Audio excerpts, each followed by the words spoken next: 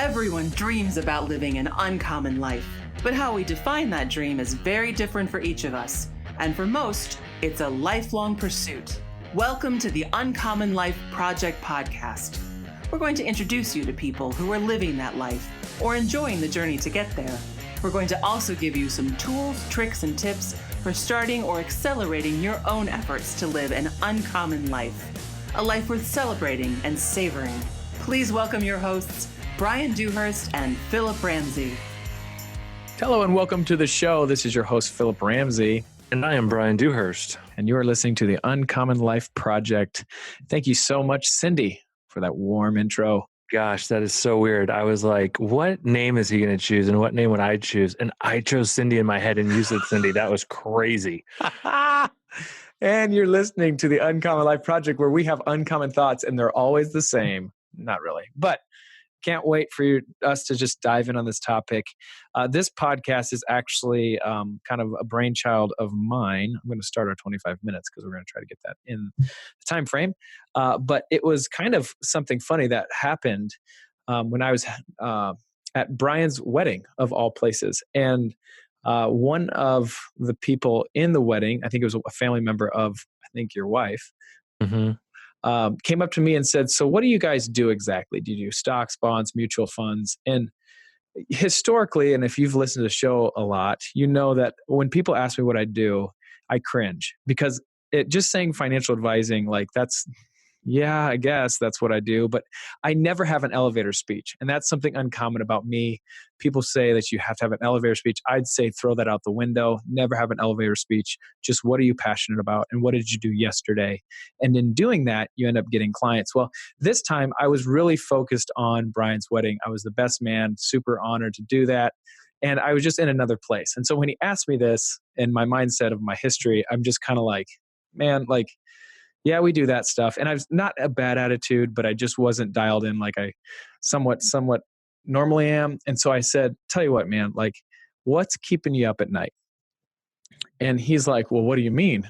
He was like, "Well," I was like, "So what's, like, when you're laying in bed, like you're thinking about your finances, like what is something that's just reoccurring in your head that you're having trouble like thinking about or working through?" And he's like, "Well, my rate of return." That's what he said. And he pigeonholed me in this like, "Well, tell me what stock to put my money in," kind of thing. And I was like, there's no way that the rate of return is keeping you up at night. Like, what's really keeping you up at night? And I just kind of blew through it, mainly because I was probably in a bad mood at that point. That sounds horrible because normally I'm very approachable, so don't think that. But in this situation, that's kind of how it went down. And he was like, "Actually, if you really want to know," and this is when I was like, okay, this is where I'm at. And he's like, "Taxes." He's like, "We have all taxable income from farmland, from businesses, from Social Security, from IRAs." And he's like, "We are just getting waylaid in taxes because this year we have no businesses and no write-offs to actually write that off." And I was like, "Oh, wow." I was like, "Do you have a business in place?" And he's like, "Nope, we got rid of that," and all this stuff. And I thought, wow. Like at that moment, I knew I could be like standing in his shoes, knowing exactly what's keeping me up at night. And it was taxes. And so I looked at him and I was like, that's what we do for people, is we help them with the things that are keeping up at night. Anyway, so that's the whole crux of this podcast, is what is the issue that you're really mulling over in your head that you can't get through, and you need maybe some assistance to do that. For this one example, it was walking through this gentleman's situation, and taxes were one of them. We kind of talked about maybe putting an LLC together, filed as an S Corp at that point. Again, this was really quick. It was a 5-minute conversation, but struck this chord Brian and I have been talking about ever since. So here's the podcast, and we're glad you're with us. And so let's talk about what's keeping you up at night. Brian Dewhurst.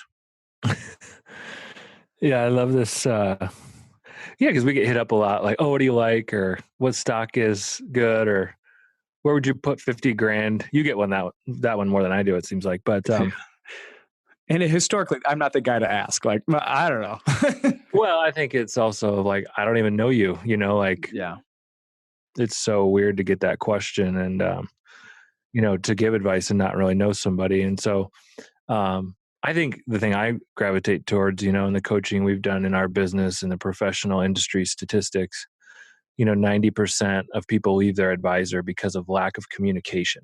Mhm. And that's a statistic that, is always in the back of my mind. And that's a huge reason we're doing the podcast. I think that's a huge reason we started the YouTube channel. And, that we try to proactively reach out to our clients as best we can. And because of that statistic, and just because we care about people, but at the end of the day, most people aren't leaving their advisor because of rate of return. Mhm. It's because you have these underlying issues in your life that are not being addressed or solved. And that's why I love this question. That's why I love, Phillip, the way you approach people, because it's never about rate of return. It's always about like, where are you at in life? And what Mm. are you chewing on? Or what are you losing sleep over? And people just kind of like let their guard down, I think, with you. And so, yeah, we wanted to do a show on that of like, man, life and these financial decisions are so complex. And it's getting more complex because they keep changing all the rules, specifically the tax code. Yeah. You know, now with all this Obamacare stuff, I'm not trying to get political, but it literally changes almost every year. And so for, business owners and entrepreneurs, it's constantly like trying to optimize capital and time and resources, and then trying to navigate all of these, I don't know what you want to call them, loopholes or variables, where you're trying to put together a package for your employees. You're also trying to build wealth and minimize your taxes. And I haven't met too many Democrat business owners. And I'm Mm. not trying to get political, but it's just like when you start paying your own tax as a business owner, it gets real. And there's just different ways the tax code is set up to mitigate taxes and tax liability for business owners, because we take risk, we employ people, and we're creating new things. And so, with the complexity of all these different things, and especially I think as people age and look towards retirement and, getting their paycheck from somewhere else other than going to work, there's just a lot of complexities to that. And it's, Mhm. for most people, something they just haven't dealt with or explored. And it's scary. And I think it's always like the easy thing to hide behind of like, oh, what's my rate of return, or how my mutual funds do this year. But really, it's like, how's Johnny going to pay for college? And, is my house going to be paid off when I'm retired? And, Yeah. all these different things. And I think a lot of times too, people are making investment decisions based on tax. We see that a lot. Like, well, can I save tax on this? And it's like, yeah, but you're going to tie up your money. And, there might be alternative ways to buy assets that can give you a tax deduction or mitigate your tax liability without tying up your money and buying another asset that produces cash flow. And so there's just different things and different ways we want people to think, as opposed to just like, oh, I need more rate of return, and how do I get out of my taxes? Like, I'm sure, a lot of people too, when they come to talk to us, they do have qualified assets or assets in retirement plans, this, that, and the other. Here's my question to you. What percentage of rate of return is your account up this year, today? You tell me that, right? And I'm pretty sure 85% of the listeners would say, I don't know. I just Yeah, I don't don't know. know. I don't check it. And here's another question. If you do know, what does that mean for you in the grand scheme of things of your financial goals? Now that's like, yeah, we've lost everybody because they don't know. What's 25% rate of return mean? What does 5%? That's why I love the process that we take people through, because it gives them a baseline, and then you can tweak the future, because we don't know the future, right? And stock markets and rate of returns, we don't know. We try to be conservative in our calculations, but we just don't know. And so when clients come to us and they really start thinking about what's keeping them up at night, here's something that I've heard a lot, and Brian, you as well, is when they come to us and like, I've got this really good business idea, and we'll listen to it, and we're like, yeah, that's actually a really good business idea. And we'll ask them, what's stopping you? And the number one thing that stops, that's a bold statement, that stops our clients, I'd say benefits. Well, I wouldn't have health insurance, or I Mm. wouldn't have this, that, and the other. And that's so interesting to me, which is true, right? That is an equation that you have to think about. But it seems to me like when someone can come to us and then they let their guard down enough to really tell us what's keeping them up at night, and we give them a couple solutions for that one problem, it seems less daunting to take that risk. Yeah, and I think it's interesting you say that, because health insurance used to be structured like our car insurance. And when you go buy a car, the like last thing you think about, I mean, for the most part, unless you're buying an expensive car and you can't afford it, is what's the car insurance going to cost me? It's kind of like, nah, I need to have this, right? Yeah. But now, like for some reason, health insurance and this boogeyman that we've created with this whole health situation, and people have legitimately like health issues that are expensive. I don't want to minimize that. But yeah, it's like there's so many ways to get around the health insurance thing if you start your own business. And that's a big part of advice we give people. But it's just interesting to me then once they get the number of that question, if they bring up another obstacle, or if it's like, oh, okay, well then let's go. It's typically then another obstacle. Mm-hmm. And so then I know that's why Philip and I talk so much about mindset, is because like you have to invest in the right mindset if you're going to be an entrepreneur, because things are going to come at you at a different pace and you're just going to have to make decisions and move on. And a lot of people just aren't ready to make those kinds of decisions and move on, even though they're discontent. Totally. I can't think of the number of times where Brian and I have sat down with people. They've given us their goals and objectives. We show them that they can actually achieve those goals and objectives quicker. And how many people never really act on it? My favorite, I'd say, story about this is one of our clients that we first got, and when we were first in practice, they wanted to redo their bathroom. I think it was going to be $50,000. Mm-hmm. I think the second or third time we've met with them, Brian made this brilliant plan of like, this is how I would do it. And they were like, yeah, I don't know if I want to do that right now. Like, okay, moving on. Right. Like, Yeah. I just can't remember. I'll never forget that. Like, it seems to me like there always is this psychological level of finance that really nobody really talks about, but it's Yes. definitely there. Well, it's how do you, and again, I think this is a big reason why we've kind of, I don't want to say partnered, but like working with Mark Stanley on a family type process, a process that we use for our business and bringing it to couples. It's really what we've been doing for the last 6 years in our practice. It's more kind of just formalizing it and putting it into a way that our clients can leverage it more themselves without us there. But how do you and your spouse or significant other, if you're single, how do you prioritize the things in your life you want to get done? How do you do those with maybe not feeling like you're stealing from your future retirement? And how can you design your own life to be, more passionate, more money, more time freedom right now? And, we have coaches, we have mentors that we go to with things. So we're not saying we have all the answers. We go and get help. And we want to be there for people who are reading like Robert Kiyosaki books or other, another big one I think we hear a lot is like the 4-Hour Work Week, or, I read that and it was really powerful. And it's like, how do you read those books and you want to do something, or you have that idea, you have, I call it the Jumanji kind of drumbeat where you've got to play that game.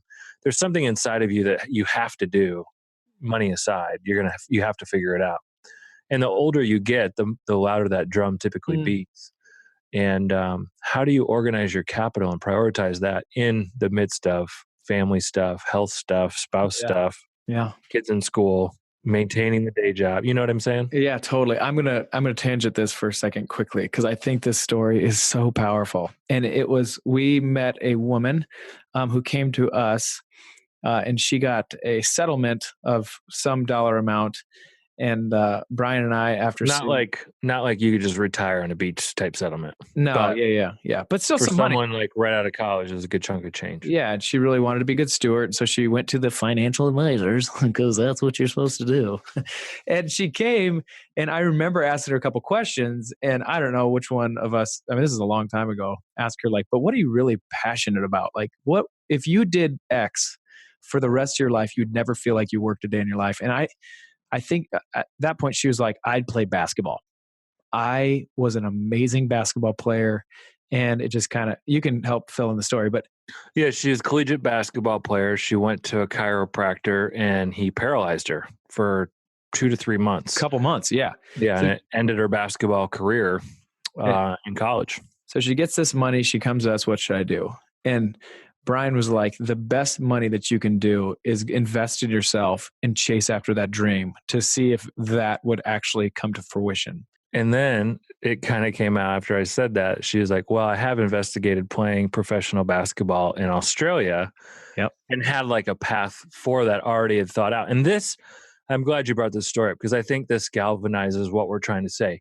She had already done the work. Like she Yep. had already had the conversations and dreamt and started to investigate what it would take to play basketball in Australia. We just kind of fanned that flame and said, yeah, like, why wouldn't you do that? And then it kind of just gave her permission to like do what she was going to do. It's just most other people in her life were telling her, no, like it's over. You need to get a job and go do the deal. And I'm sure there's people judging us right now when they're listening to this podcast. Like, how could you actually tell her to do that? Like, that was so irresponsible. But what we thought at the end of the day was, this is the question that galvanized it for Brian and I to give this advice. We said, if you don't go after chasing this dream to see if this actually is something for you in your future, will you regret it the rest of your life? And she said, yes.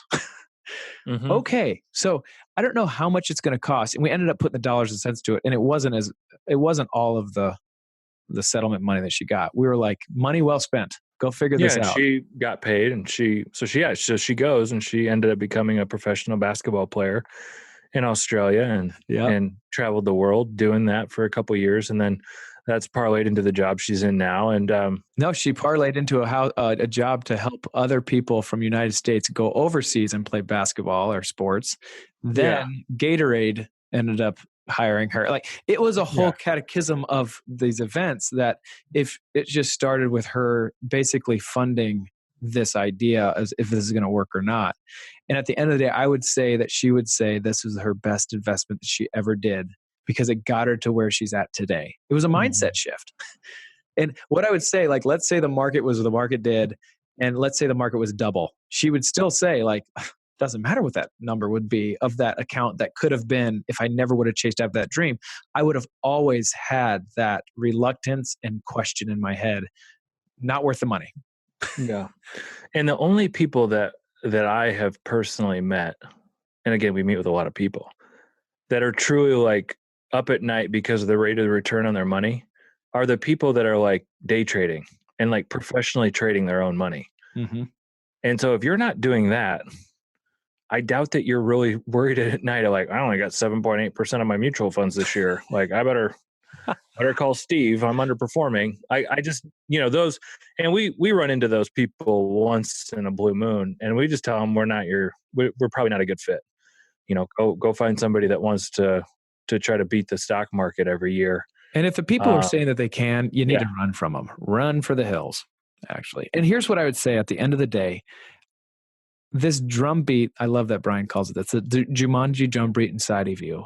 What value do you put on two people that can help you walk through that in a manner that is actually prudent to your situation? And like actually help you in a very strategic manner work on some of these things. Like, what I'm saying is that's invaluable. Invaluable. To have two advisors who aren't trying to tell you to like, oh, put your money over here or over there. And that's kind of the business that we've created, this Uncommon Wealth Partners. And that gets me excited every day to go to work right next to Brian and help our clients figure this out every day of their life, because they've taken their future and they've figured out a way to have a different mindset on money. And it really isn't what's the rate of return.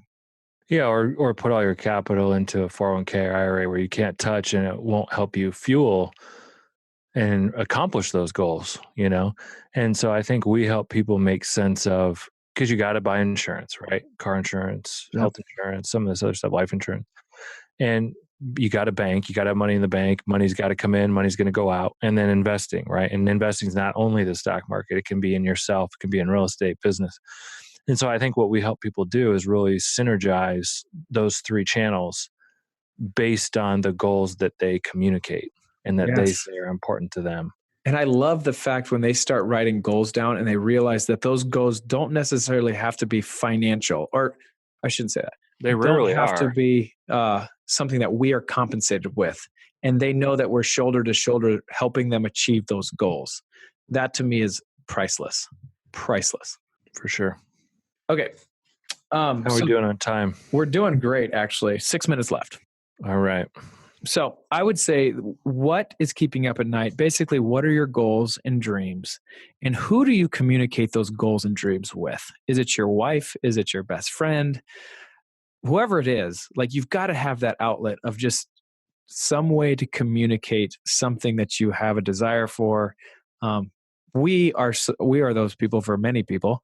And the more that we are doing this, the more ideas are coming out, and the more that we're be able to help people through that. But I think it's important to have at least somebody out there in your life to be able to walk through that and not only communicate those goals and dreams, but hold you accountable to some of them as well.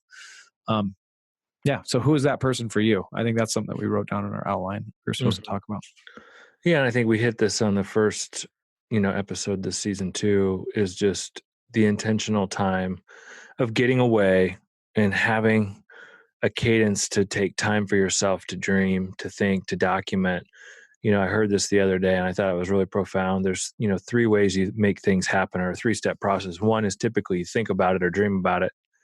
Most people never take that dream and actually write it down on a physical piece of paper. I'm a huge journal guy. If you know me, I always have one. So you write it down, and then from there you start trying to actually implement it, right? Like you start investigating the URL, the logo, the name, what it's going to cost, those types of things, and you start building it. That's really that simple. And so, yeah, just giving yourself that latitude to stop, be quiet, and really dream, and then write it down. And then share it with someone that can help hold you accountable to executing on that. Yeah. And then the more specific with those plans and goals that you have, the more somebody can hold you accountable to it. For example, this is when I want it. So time of when you want it, how much money it's going to cost, what's it going to take for you to get there, and things like that. So the more detailed you can have it, those are, I would say, our favorite clients are the people that have things like that documented in a detailed form. That's when Brian can do his best work. Then I love this question that we ask our clients. Define the relationship between you and us 5 years from now? What's your success story? Like, how do we develop a successful relationship, and what does that mean for you, basically? And every person is different, but all of them, I think we have measurable results that we have with their goals and timelines. It's not ours. It's not like, oh, well, you need $50,000 in a Roth. Like, well, that's not what we're going to be pushing. Like, that might be some goals for people. That's great. But at the end of the day, what is that Roth money going to do for you? And I'm telling you, it's not just to get rate of return, because rate of return isn't going to really fulfill all your goals and dreams, I don't think. Yeah. I mean, it's certainly a component, but it's not, it's just not going to change your life overnight, like pursuing what's inside of you in the way God's designed you. And that's going to help change the world, Yes. And that's the challenge, right? Is to get out of that comfort zone, get out of that, like, well, I have health insurance. Like, Jesus wasn't comfortable. Jesus wasn't like, I got great benefits. And these 10 disciples, or 12 disciples, they got my back. It was pretty uncomfortable. And times he left them, and he went out into the desert, and he was obviously with God, but like, he was uncomfortable, and God wants us to be uncomfortable. That's how we rely on him and glorify him, is by answering that call, answering that bell, answering that drumbeat. And so if we're not honest with that and we push that off, I think that's just a massive missed opportunity to draw closer to God and to draw closer to other people in that, because that's your gifting. That's what you've been designed to do. Totally. So this was basically the whole gist of this podcast is, what's the real reason that you're struggling with, or you would need some ideas around? Because if you get around community, chances are somebody in that community is going to have a good, I would say, not maybe answer, but a good idea that will help you kind of shift out of your box, if you will. So we hope you enjoyed this podcast. You've been listening to the Uncommon Life Project. I'm your host, Phillip Ramsey. And I'm Brian Dewhurst. Thank you so much for listening. Absolutely. Send us out, Sydney. Oh, Sydney. Talk to you later, guys. Bye. That's all for this episode of the Uncommon Life Project. Brought to you by Uncommon Wealth Partners. Be sure to visit uncommonwealth.com to learn more about our services. Don't miss an episode as we introduce you to inspiring people who are actively pursuing an uncommon life.